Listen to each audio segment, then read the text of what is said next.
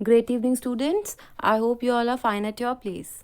What we are going to do today is we are going to understand certain problematic questions on dictionary. मतलब हम programming के questions थोड़े से discuss करने वाले हैं कि how we can solve them. Okay, तो लेट्स स्टार्ट. हमारा जो फर्स्ट क्वेश्चन है that is which of the following will delete की value pair for the key A in dictionary. देखो, आपको डिक्शनरी का जब मैंने कॉन्सेप्ट समझाया था तो मैंने बोला था कि डिक्शनरी किसको कंसिस्ट करती है, की वैल्यू पेयर को. की वैल्यू पेयर कैसा होता है, से फॉर एग्जांपल आपकी बुक है, तो आपकी बुक के अंदर डियर एक इंडेक्स होता है. उस इंडेक्स में क्या होता है, चैप्टर नंबर लिखा होता है, चैप्टर नेम होता है और पेज नंबर होता है.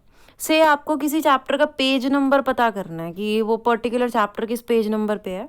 तो what you are going to do is you are going to open your index and you are going to search the name of the chapter और चैप्टर नंबर. आपके पास कोई एक चीज़ होनी चाहिए, या तो आपको चैप्टर का नेम पता हो या आपको चैप्टर का नंबर पता हो. And based on that you can find the page number. उसके बेसिस पे आप पेज नंबर को लोकेट कर सकते हो, फाइंड कर सकते हो, and then you can open your book easily, right. तो मतलब जब आपको पेज चैप्टर नंबर या कुछ एक वैल्यू पता है तो उसके कॉरस्पॉन्डिंग आप मैप कर पा रहे हो सेकंड वैल्यू को. तो जब आप ऐसी मैपिंग कर पाते हो उसको आप क्या बोलते हैं, वो एक टाइप की डिक्शनरी है, बिकॉज वो एक की वैल्यू पेयर बना देती है. ठीक है, मतलब जो आपका इंडेक्स है, इंडेक्स के अंदर जो आपका चैप्टर नंबर हो गया या जो चैप्टर नेम हो गया वो की तरह एक्ट करेगा, और जो आपको उसके कॉरस्पॉन्डिंग पेज नंबर मिला that will act as a value. तो डिक्शनरी यही है, वो की वैल्यू का एक मैकेनिज्म है, मैपिंग मैकेनिज्म है.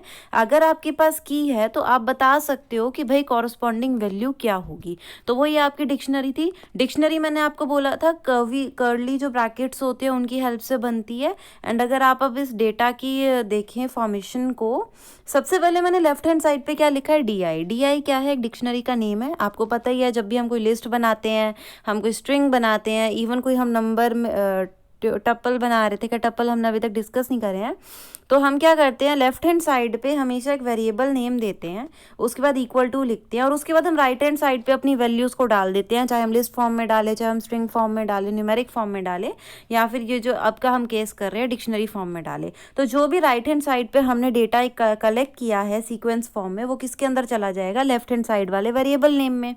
तो अभी होने क्या वाला है कि आप जो भी डिक्शनरी क्रिएट करोगे वो सारी किस में चली जाएगी, डी में चली जाएगी. और डिक्शनरी बनी कैसे है, सबसे पहले आपने कर्वी ब्रैकेट स्टार्ट किया, उसके बाद आपने ये एक आपका की वैल्यू पेयर है जिसमें मैंने ए रेशियो एप्पल लिखा है. ए आपकी की हो गई, जैसे आपका चैप्टर नेम, और उसके कॉरस्पॉन्डिंग जो वैल्यू है, आपको ए से एप्पल मिलता है ना, तो डबल कोट्स में क्योंकि ये स्ट्रिंग है और क्योंकि ये एक है तो इनके बीच में कोई कॉमा नहीं है. अब क्योंकि आप नेक्स्ट वैल्यू स्टार्ट करोगे, जैसे चैप्टर नंबर 2 और उसका कुछ नेम हो, तो ये आपका सेकंड की वैल्यू पेयर, ये third key value pair, and this is your fourth key value pair, and so on you can form the elements of your dictionary. देखो, एक की वैल्यू के बाद ही कॉमा लगता है, दूसरी की वैल्यू के बाद कॉमा, थर्ड की वैल्यू के बाद comma, and after that fourth key value. जब की वैल्यू खत्म हो जाए तो उसके बाद ऑब्वियसली आप कॉमा नहीं लगाएंगे, and then you are going to close your dictionary with again these curvy brackets.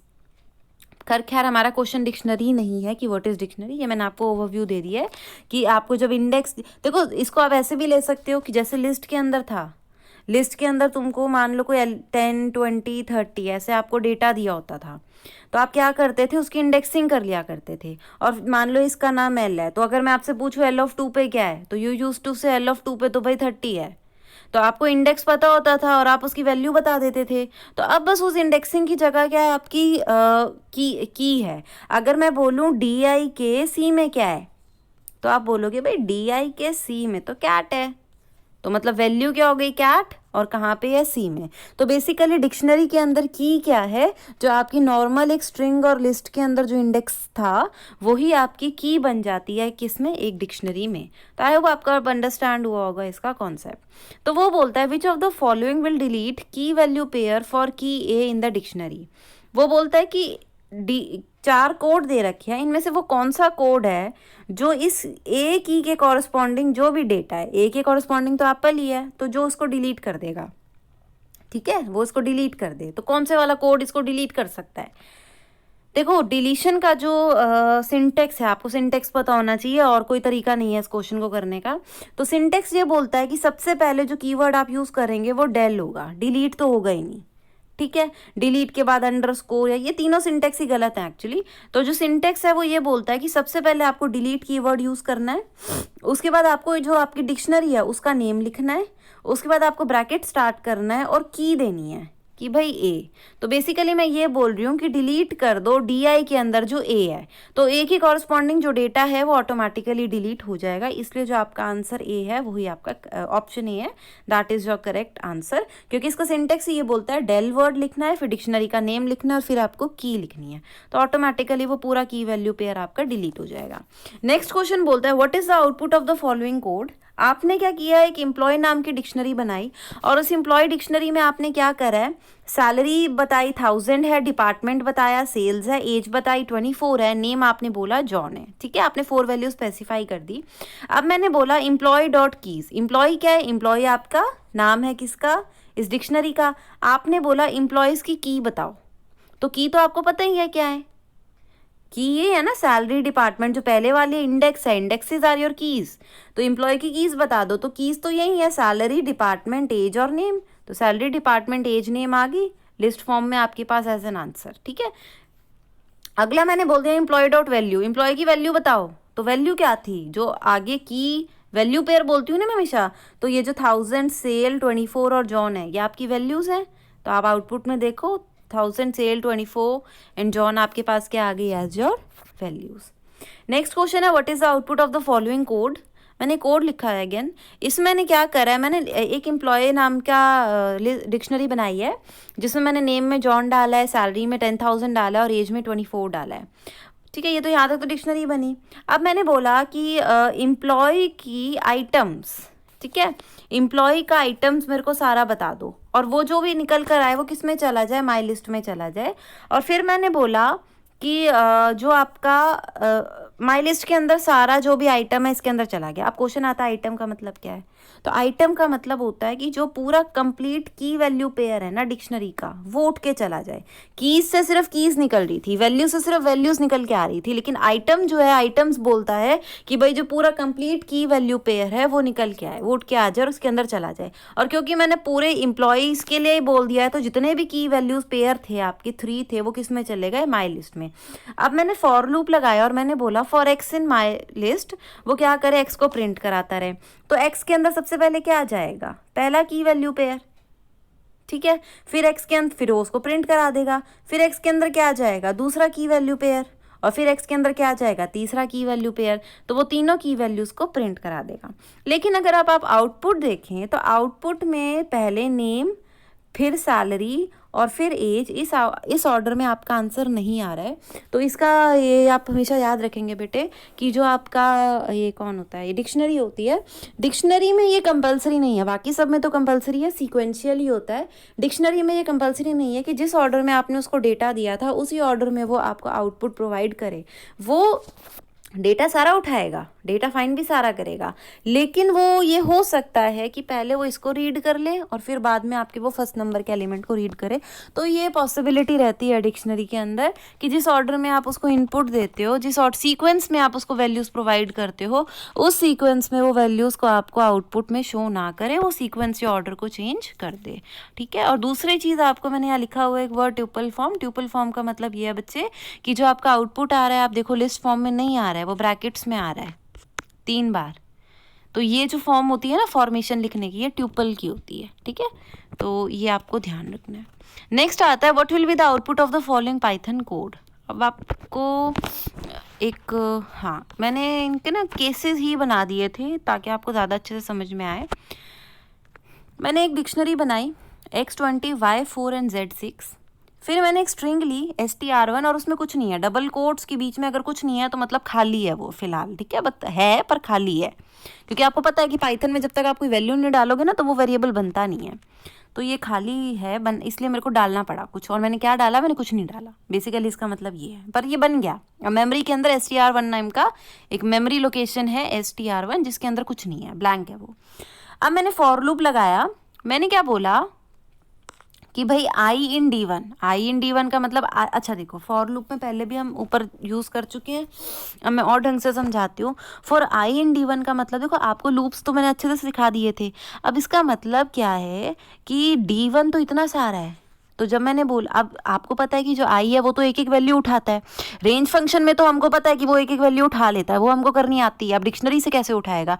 तो डिक्शनरी का मतलब होता है कि पहले वो एक्स के पास जाएगा, तो आई के अंदर क्या आएगा? एक्स आएगा। ठीक है, ये चीज आपको याद रखनी है, क्योंकि इसमें दो वैल्यूज आती हैं ना, तो क्वेश्चन आएगा कि जब मैंने आई इन D1 करा तो वो वैल्यूज उठाएगा कैसे। तो सबसे पहले आई के अंदर क्या वैल्यू आएगी? एक्स वैल्यू आएगी, जो की होती है ना वो वैल्यू जाती है आपकी आई के अंदर। ठीक है, हुआ क्या उसके अंदर? उसने बोला STR1 equal to STR1 plus STR D1I plus पता नहीं क्या क्या लिखा हुआ है, तब समझते हैं कोड को। फिर STR2 के अंदर मैंने लिखा था जो STR1 है उसका रेशियो -1।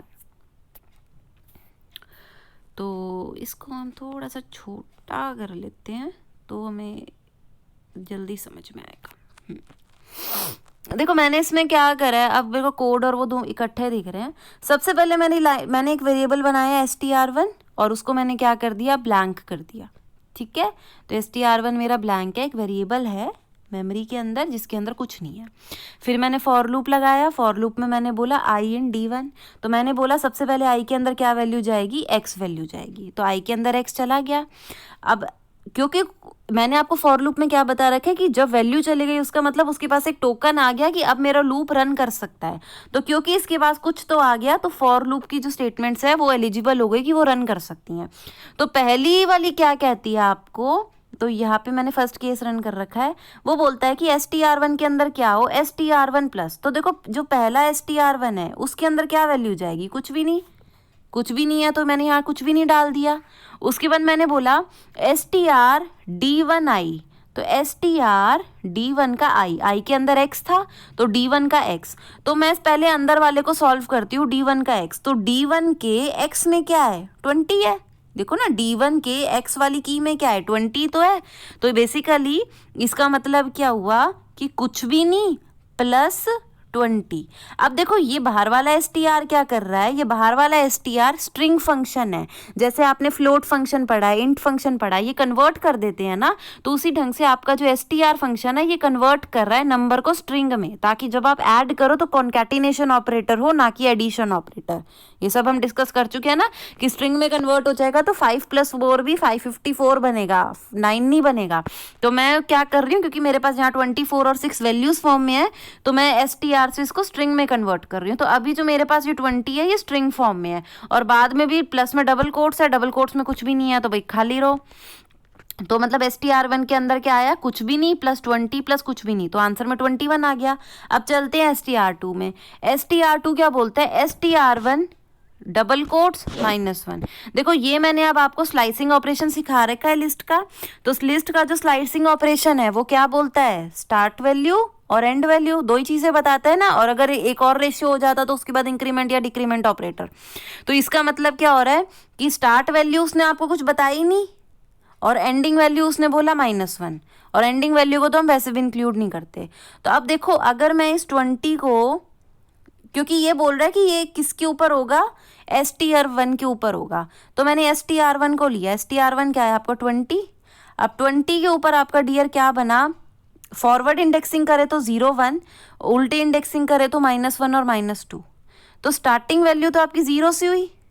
चलो भाई, और -1 को आप इंक्लूड ही नहीं करोगे, -1 वाली वैल्यू 0 पे थी तो कुछ भी नहीं हुआ, तो आपके पास आंसर में क्या आया? 2 आया। तो STR2 के अंदर तुम्हारे पास क्या आ गया? 2 आ गया। अभी फिर कहाँ जाओगे? ऊपर जाओगे। मैं एक बार आपको और बता देती हूँ इस कोड में क्या किया, थोड़ा सा हम ध्यान से पढ़ लेते हैं। सबसे पहले हमने डिक्शनरी बनाई, ठीक है, हमने स्ट्रिंग 1 वेरिएबल लिया जिसके अंदर हमने कुछ नहीं डाला है। फिर मैंने लूप स्टार्ट करना किया, मैंने बोला आई इन D1 के अंदर क्या हो। तो पहली बार जब आई इन D1 का मतलब तो पूरी डिक्शनरी हो गई, तो आई के अंदर सबसे पहली वैल्यू क्या जाएगी? उसका पहला इंडेक्स जाएगा, मतलब x चला गया। अब पहली लाइन क्या बोलती है कि STR1 के अंदर क्या चला जाए? जो STR1 में पहले था, पहले उसमें कुछ भी नहीं था तो कुछ भी नहीं गया, प्लस में STR D1 ऑफ आई, तो D1 ऑफ x हो गया। D1 ऑफ x का मतलब है 20। मैंने आपको बोला था ना डिक्शनरी नेम के अंदर अगर हम की वैल्यू डाल दे तो हमारे पास वैल्यू आ जाती है। तो D1 ऑफ 20 आ गया और वो स्ट्रिंग फंक्शन में कन्वर्ट हो गया। तो STR1 तक तो 20 आ गया था मेरे पास। अब मैंने बोला कि जो मेरी स्ट्रिंग 2 है, देखो ये मेरी स्ट्रिंग है। स्ट्रिंग का मतलब क्या है कि जो भी मेरा नंबर है वो अब नंबर फॉर्म में स्टोर ना होके वो अलग अलग ब्रेक हो जाएगा और उसको इंडेक्सिंग मिल जाएगी। स्ट्रिंग का मतलब तो यही हुआ ना, फॉरवर्ड इंडेक्सिंग में 0 1 और उल्टे इंडेक्सिंग में -1 -2। मैंने बोला कि जो मेरी स्ट्रिंग 1 है उसको मैंने लिखा लिस्ट फॉर्म में कि कुछ भी ना कोई वैल्यू नहीं दी, रेशियो -1। तो मैंने स्लाइसिंग ऑपरेशन जो आपको बताया था उसमें यही तो बताया था ना कि अगर कुछ भी नहीं है स्टार्टिंग वैल्यू में तो मतलब शुरू से स्टार्ट करना स्टार्ट कर दो, और नेक्स्ट वाली वैल्यू तुम्हारी एंडिंग वैल्यू होती है और लास्ट वाली इंक्रीमेंट या डिक्रीमेंट ऑपरेटर होता है। अब और ये भी बताया था कि जो लास्ट वाली वैल्यू होती है वो इंक्लूड नहीं होती। तो 0 से मैंने स्ट्रिंग को उठाना स्टार्ट करा, लेकिन जैसे ही मैं इधर गई पॉजिटिव में तो ये 1 है लेकिन वैसे -1 है, तो -1 वाली तो इंक्लूड करनी ही नहीं। तो मेरे पास आया क्या, मेरे पास सिर्फ 2 आया। तो str2 के अंदर आपका 2 चला गया। अभी ये हुआ पहला केस। अब हम आए दूसरे केस में। अब आए के अंदर क्या आ गया आपका बेटा, y। और ठीक है, अब y आया। अब str1 में सबसे पहले क्या होगा, str1 plus str_d1 y plus this. अब str1 में अब कौन सी वैल्यू है, 20 है, तो यहाँ पे 20 आया। अब str_d1 y, जैसे ही आपने str_d1 y लिखा तो d1 y के अंदर आपका क्या आ रहा है, d1 y के अंदर क्या वैल्यू है, ऊपर देखो, d1 y के अंदर आपकी जो वैल्यू है वो थी 4। ठीक है, लिस्ट के अंदर d1 of 1 is y is 4। ठीक है, तो d1 ऑफ y में ये चीज़ आपकी 4 बन गई, प्लस में कुछ नहीं। तो ये 20 + 4 क्या बना, 204, क्योंकि मैंने आपको क्या बताया था कि ये इसको स्ट्रिंग में कन्वर्ट कर रहा है। तो ये आपका 204 बना str1। और अगर मैं str2 की बात करूँ तो वो बोलता है str1 ऑफ दिस। तो str1 क्या है, 204 0 1 2 -1 -2 एंड -3। अब देखो इसमें हो क्या रहा है, इसके अंदर आपका ये चीज़ हो रही है ना, स्टार्टिंग से स्टार्ट करो, तो स्टार्टिंग से इसको स्टार्ट करा, फिर दोबारा नेक्स्ट स्टार्ट करो, उसके बाद क्या बोलते हैं -1 तक। -1 लास्ट है तो -1 तो इंक्लूड होगा ही नहीं, तो आपका 2 वैल्यूज आ गई ना, 2 और 0। तो आपका str2 में क्या चला गया, 20। फिर लास्ट केस में z के अंदर क्या जाएगा आपका, i के अंदर क्या जाएगा, z। अब str1 प्लस str_d1 z, तो str1 में आपका 204 आई रखा है प्रीवियस उससे, प्लस में d1 ऑफ z में 6 है। अगर आप ऊपर देखो तो d1 ऑफ z में आपका 6 है। ठीक है, अब 204 + 6 क्या बना, 2046। अब str2 में मैं क्या बोल रही हूँ कि भाई इस 2046 का स्लाइसिंग कर दो, तो 2046 का स्लाइसिंग करेंगे तो -1 पे तो 6 ही आएगा, तो आपके पास बेसिकली उठ के क्या आ जाएगा, 204। अब लास्ट, अब देखो ये तो था फॉर लूप तक का। अब लास्ट में जो ये वाली प्रिंट स्टेटमेंट है आपकी, ये फॉर लूप के बाहर है, और ये क्या बोलती है, रेशियो रेशियो -1। और मैंने सिखाया था ना कि ये वाला जो कोड होता है आपका किसके लिए होता है, रिवर्स स्ट्रिंग के लिए। और किसको रिवर्स करना है, str2 को। तो str2 को एट प्रेजेंट आपके पास क्या पड़ा हुआ है, 204। तो जब ये कोड एग्जीक्यूट होगा तो ये उसका जस्ट रिवर्स करेगा, तो 204 का उल्टा क्या होगा, 402। तो आपका आंसर क्या बनेगा, 402। तो क्लास, अगर इसमें आपको थोड़ी सी प्रॉब्लम आ रही है तो जो मेरी प्रीवियस लिस्ट की वीडियो थी जिसमें मैंने आपको स्लाइसिंग ऑपरेशन बहुत ज़्यादा डिटेल में बता रखा है और ये सारे क्वेश्चन करा रखे हैं कि ये कैसे हो सकते हैं, तो वो ज़रूर आप एक बार रिकॉल कर लेना। नेक्स्ट क्वेश्चन है आपका, आपने एक वेरिएबल लिया s, उसको आपने 0 कर दिया, फिर आपने एक डिक्शनरी बनाई, कैट में 12, डॉग में 6, पेंगुइन में 23 एंड बियर में 20। फिर आपने बोला फॉर a इन d1, आपने क्या बोला, फॉर a इन d1, मतलब d1 के अंदर a की कोई कोई वैल्यू जाती रहे तो की जाएगी। तो पहले a के अंदर क्या गया, कैट गया। अब वो बोलता है कि अब इसके अंदर है ना, अब टोकन मिल गया तो रन कर सकता है। वो बोलता है इफ लेंथ ऑफ ए, देखो एलियन का मतलब होता है लेंथ, वो बोल रहा है कि अगर ए की जो लेंथ है वो 3 से बड़ी है तो ये ऑपरेशन हो जाए। अब ए में है क्या, पॉइंट तो ये है, ए कौन है, मैंने बोला था ना इसके अंदर इंडेक्स जाता है। तो पहले आप ए की लेंथ निकालो, तो कैट की लेंथ क्या है, CAT 1 2 3, कैट की लेंथ तो 3 है, तो क्या 3 से बड़ा है, आंसर इज फॉल्स। तो ये तो रन ही नहीं करेगा अंदर वाली स्टेटमेंट, ऊपर आ गए वापस। ठीक है, उसके क्योंकि लूप पूरा चलेगा उसके बाद ही हम आएंगे ना, क्योंकि ये दोनों एक लेवल पे हैं, तो ये तो अभी एग्जीक्यूट होगा ही नहीं आपका। हम ऊपर आए, अब ए के अंदर डॉग गया, अब डॉग की लेंथ को चेक करें तो डॉग भी 3 का है और 3 > 3 हो नहीं सकता, तो इसलिए ये भी नहीं रन करा। अब पेंगुइन पे आए, हाँ पेंगुइन की लेंथ जो है वो आपकी 3 से बड़ी है, तो अब ये चीज़ होगी, ये चीज़ क्या बोलती है, s equal to S plus D one. तो s के अंदर स्टार्टिंग वैल्यू क्या है 0, प्लस में d1 ऑफ a के अंदर क्या है आपका पेंगुइन, तो d1 का पेंगुइन, ए का मतलब पेंगुइन हो गया ना, तो d1 ऑफ पेंगुइन आपको क्या देगा 23 देगा, तो 0 प्लस 23 करोगे तो 0 प्लस 23 आपका क्या आएगा 23 बन जाएगा, ठीक है। अच्छा, तो मतलब आपका एस के अंदर इस टाइम पे 23 है। उसके बाद आपका क्या हुआ, आप फिर ऊपर गए और अब आपका इसमें क्या आया, ए के अंदर बियर। अब लेंथ ऑफ बियर क्या है 4, 4 ग्रेटर देन 3 है, तो एग्जीक्यूट करो, तो एस प्लस d1 ऑफ ए, तो एस में पहले क्या था 23 अभी निकाला था, प्लस में d1 ऑफ ए, तो d1 ऑफ ए में क्या आ रहा है आपका, d1 ऑफ बियर क्या है, ए में बियर है ना वो है 20, तो नीचे जाओ तो 23 प्लस 20 क्या बन गया 43, तो लास्ट में वो बोल रहा है कि प्रिंट करा दो इसको, तो आपका क्या प्रिंट होगा 43। नेक्स्ट क्वेश्चन है डियर आपका लेटर्स। एक क्वेश्चन है, मैंने आपको एक लिस्ट दे दी ABOCP और मैंने लेटर्स नाम किया और मैंने बोला कि इसका आउटपुट निकालो लेटर्स 2 5 2, तो मैंने बता रखा है ये स्टार्टिंग वैल्यू, ये एंडिंग वैल्यू और ये इंक्रीमेंट या डिक्रीमेंट वैल्यू। तो मैंने क्या किया, देखो ये स्ट्रिंग टाइप है तो ABOCP को वैल्यूज़ दे दी और मैंने इनकी इंडेक्सिंग लिख दी, क्योंकि पॉजिटिव में ही है तो फॉरवर्ड इंडेक्सिंग की ही नीड है, नेगेटिव की आई नहीं, तो 0 1 2 3 4 मैंने इंडेक्सिंग कर दी। अब मैंने स्टार्टिंग वैल्यू क्या बताई 2, तो 2 से स्टार्ट हो गया तो O प्रिंट हो गया, फिर आप इंक्रीमेंट करोगे 2 में 2 का तो 4 आएगा, 4 में कौन है P, लास्ट वैल्यू 5 की थी, 5 को हम इंक्लूड ही नहीं करेंगे, तो मेरा आउटपुट क्या बन गया O P। अगला क्वेश्चन आता है डियर मेरा 2 -5 और -2, स्टार्टिंग वैल्यू क्या हुई आपकी 2, तो 2 पे कौन है O, तो O प्रिंट हो गया। अब मैंने बोला डिक्रीमेंट करो -2 का, तो 2 में -2 कर दो, तो 1 2, जब मैंने -2 करा इसमें तो मैं कहाँ पहुँच गई, देखो -5 में पहुंच गई ना। अब -5 तो लास्ट वैल्यू थी तो वो तो इंक्लूड कर नहीं सकते, तो उस वजह से आपका क्या हुआ, आउटपुट में क्या ही आया बस O, ठीक है। दोबारा से देख लो, स्टार्टिंग वैल्यू आपकी 2 थी तो आप यहाँ पे आ गए, उसके बाद इसमें नेगेटिव इंडेक्सिंग चल रही है तो मैंने side by side negative indexing ले ली। अब इसने बोला कि -2 का गैप है, तो अगर इसमें अगर 2 है तो पॉजिटिव नेगेटिव में ये -3 है ना, तो -3 में अगर मैं -2 करूँ तो -5 पे पहुँचूंगी, और -5 आपकी लास्ट वैल्यू है तो लास्ट वैल्यू को इंक्लूड ही नहीं करते, इसलिए आपका आंसर क्या आएगा O आएगा।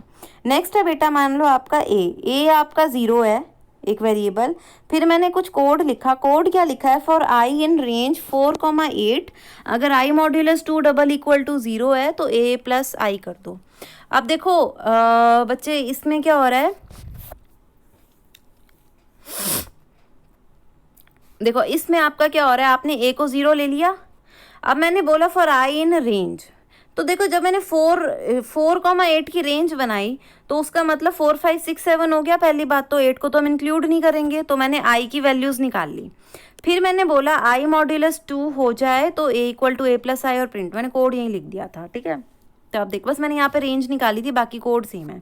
अब सबसे पहले I के अंदर क्या जाएगा, केस 1 में I के अंदर 4 जाएगा, अब 4 चला गया, टोकन मिल गया, अंदर एंट्री हो सकती है, तो वो कहता है इफ में वो कहता है चेक करो कि क्या I मॉड्यूलस 2, मॉड्यूलस का मतलब आपका रिमाइंडर था, तो अब आप क्या करोगे 4 मॉड्यूलस 2, 4 मॉड्यूलस 2 देखो 2 टू द 4 आ रहा है, रिमाइंडर 0 आ रहा है, तो क्या 0 आपकी 0 के बराबर है, आंसर आ रहा है यस। अब क्योंकि बराबर है तो वो कह रहा है क्या करो A equal to A plus I, अब इनिशियल वैल्यू A की क्या थी 0 और I में क्या था 4, तो दोनों को ऐड कर दो, तो अब A के अंदर आपकी न्यू वैल्यू क्या बन गई 4। अब I के अंदर क्या आ जाएगा, नेक्स्ट वैल्यू वो है 5, तो आपके A के अंदर 5 आ गया। अब फिर से वो बोलेगा कि इनको डिवाइड करो, तो आपने डिवाइड करा, अब रिमाइंडर आपका आया 1, 1 और 0 तो बराबर ही नहीं है, तो आपकी स्टेटमेंट एग्जीक्यूट ही नहीं हुई। अब आपकी नेक्स्ट वैल्यू आई I में नेक्स्ट वैल्यू 6 है, अब 6 को जब 2 से डिवाइड करोगे तो रिमाइंडर 0 आएगा, तो अगर रिमाइंडर 0 आता है तो वो बोलता है A equal to A plus I। अब A के अंदर पुरानी वैल्यू आपकी पहले क्या थी 4 थी ना यहाँ पे, तो अब आप इसमें लिखोगे ओल्ड वैल्यू 4 प्लस में आपकी I की वैल्यू 6, 6 प्लस 4 10 बन गया, तो A की नई वैल्यू क्या बन गई आपकी 10।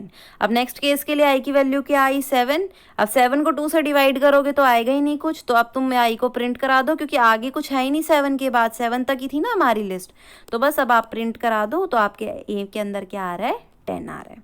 लास्ट है डियर आपका क्वेश्चन, आपने मैंने लिखा a comma B equal to 7,8, फिर मैंने लिखा a comma B equal to b comma a plus 6 और प्रिंट करा दो a b को। तो देखो ये मैंने बताया था शॉर्ट हैंड नोटेशन होती है। इस लाइन का बेसिकली मतलब क्या है आपका कि आप a में 7 कर रहे हो, पहली वाली पहली में, दूसरी वाली दूसरे में, तो a के अंदर 7 आ रहा है और b के अंदर 8 आ रहा है।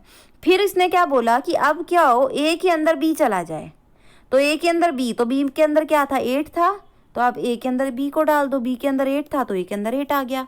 और फिर इसने बोला कि b के अंदर क्या आ जाए a प्लस 6, तो a प्लस 6 का मतलब क्या हुआ, अब a में क्या था आपका 7 था ना। देखो न्यू वैल्यू मत ले लेना, ये चीज़ ध्यान रखना, न्यू वैल्यू नहीं लेनी, हम ओल्ड वैल्यू पे काम करेंगे। तो ओल्ड वैल्यू के अकॉर्डिंग a में क्या था 7 और 6 हमें ऐड करना है, तो 7 प्लस 6 13। तो अब जब वो आपको बोल रहा है कि प्रिंट कराओ ए बी, तो बेसिकली अब वो न्यू वैल्यूज़ कह रहा है, तो न्यू वैल्यूज़ में आपकी ए में 8 है और बी में आपका 13 है।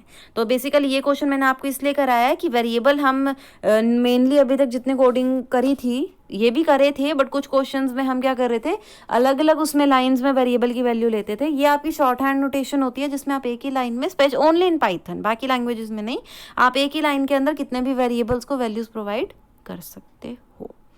तो class, I hope you have understood this numerical problems on your Python. Thank you.